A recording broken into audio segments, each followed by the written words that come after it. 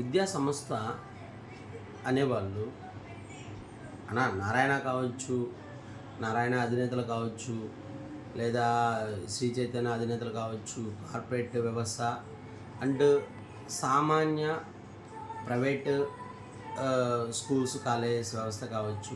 దయచేసి చెప్తున్నాను, ఒక టీచర్ని మాత్రము దయచేసి మీ ఆంక్షలు, భయంకర ఆంక్షలు, అది ఏంటంటే సిల్లి ఇప్పుడు సబ్జెక్ట్ లేకపోతే చెప్పండి అమ్మా అనేది సంస్కారం.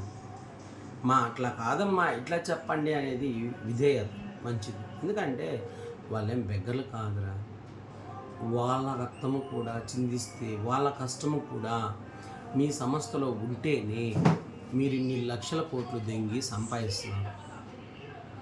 మీరు ఇన్ని వేల కోట్లు సంపాదించినా వాళ్ళ వెనక వీళ్ళ హస్తము కూడా ఉంది అని కొద్దిగా మీ అంత బ్రెయిన్కి ఇవ్వండి. అర్థమవుతుందా? అదే ఆ ప్రైవేట్ టీచర్స్ లేకపోతే మీ బతుకులేంది చెప్తున్నాను. అటు అనుకోవద్దు, ఎవడో ఒకడు దొరుకుతాడండి. ఆ ఎవడో ఒకడు దొరికేవాడు పిల్లలకి న్యాయం చేయకపోతే వ్యవస్థ డ్యామేజ్ అవ్వదా? చెప్పండి. గవర్నమెంట్ స్కూల్లో లాగా శాలరీస్ ఏమన్నా వస్తున్నాయా వాళ్ళకి? మీరు ఇస్తున్నారా? అది అన్యాయంగా? అది న్యాయమేనా? ఒక విద్యా సంస్థలో ఊరక ఒక 200 మంది విద్యార్థులు ఉన్నారనుకున్నాం. సింపుల్గా ఊరక లెక్కేద్దాం. ఒక 200 మంది విద్యార్థులు ఉన్నారు. 30,000 రూపాయల లెక్కన ఫీజులు తీసుకున్నారనుకోండి. సో 200 మంది 30,000 లెక్కన 2 మూడుల 6 అంటే 200 ఇంటూ 3,000 ఎంత అవుతుంది?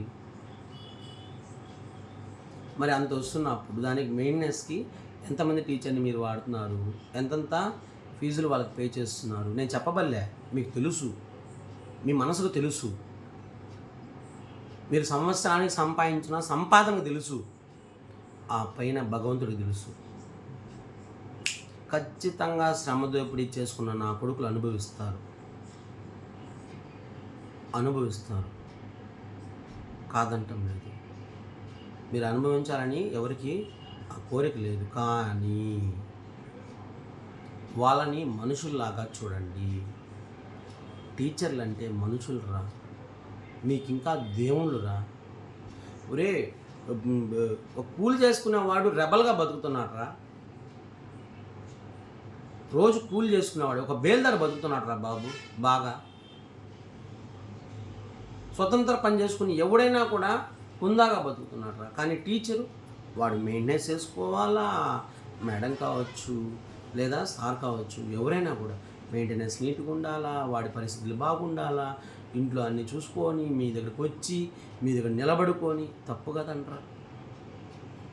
ఇదేనారా మీకు సంస్కారం నేర్చుకునింది? మీరు ఇలాగే నేర్చుకున్నారా సంస్కారం? చదువుకోలేదా?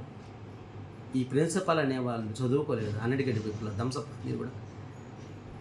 మీరు కూడా చదువుకోలేని వాళ్ళైతే, లేదా మీరు కూడా అదే విధంగా అనుభవిస్తే తెలుస్తుంది. అజమాయిషి పర్లేదురా, వాళ్ళకి డ్యూటీ అనే ఒక దాన్ని మనము ఎత్తరిస్తే చాలు. మనస్ఫూర్తిగా డ్యూటీ చేయాలంటే ఫ్రీడమ్ ఇచ్చి చూడండి. డ్యూటీ చేయని వాళ్ళని తీసేయండి. వాళ్ళకి భయం అనేది ఉంటుంది. ప్రైవేట్ సెక్టార్లో చేసే వాళ్ళకి. గవర్నమెంట్ సెక్టార్లో ఉండే వాళ్ళని నేను కించపరచట్లేదు, అది మీకే తెలియాలి. గవర్నమెంట్ సెక్టార్లో మీరు బాగా పనిచేస్తుంటే ఏంది, మన ప్రజల కోసం, మన పిల్లల కోసం కనుక మీరు కష్టపడి ఉంటే అమ్మా, ఆ పిల్లల భవిష్యత్తు ఇంకోలా ఉండేదేమో, ఉంటుందేమో. తప్పురా. ఎందుకనంటే ఒక సంస్కారము రావాలి, ఒక నడవడిక బాగుండాలి, నా బిడ్డ బాగా చదువుకోవాలి అని ఒక తండ్రి కానీ తల్లి కానీ వాళ్ళకి లేనిది అన్నీ కూడా అనుభవించుకుంటూ, అంటే వాళ్ళకి తిండి లేకపోయినా కూడా భరించుకుంటూ, ఆ డబ్బుల్ని ఫీజు రూపాన మీ విద్యా సంస్థలకు కడుతూ, దాని వెనక ఎవరున్నారు? నువ్వు ఒక్కడివేనా? నువ్వు ఒక్కడివే హీరో అయితే, హీరోయిన్ అయితే మిగతా వాళ్ళు, మిగతా టీచర్లు వాళ్ళ హస్తం లేదా? వాళ్ళకి దాంట్లో ఆ భాగం లేదా? ఒక సక్సెస్ వచ్చినప్పుడు మాత్రం నీ పేరు చెప్పుకుంటావు, ఒక డ్రాబ్యాక్ వచ్చినప్పుడు మాత్రం ఆ టీచర్స్ రెస్పాన్సిబిలిటీ.